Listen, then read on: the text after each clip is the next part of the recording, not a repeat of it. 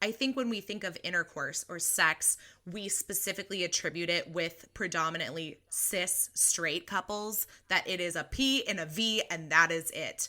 And so I love that we're turning to outer course, like you said, to get to know each other's bodies, but you can also have a sexual experience and never put anything into anybody else. That is absolutely fine. I think the other danger is thinking of anything that's not intercourse as foreplay as opposed to outer course, because foreplay, like you mentioned, it implies that it comes before something. It is all leading up to something, and that something is typically heterosexual sex, dick in vagina. That's it.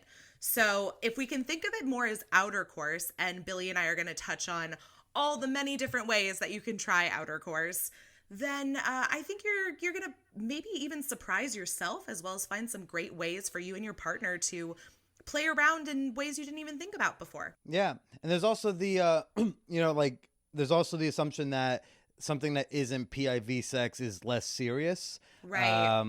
Or that's not real sex, or that it's completely safe, like you can still get STIs from oral, and hand stuff can still feel great. But I'm sure we'll get into the various options in a few. Yeah, for sure. So we published a article on Sofia Gray titled 33 Ways You Can Have Amazing Outer Course. And Billy and I have perused the article. I'm sure we each have our own preferences.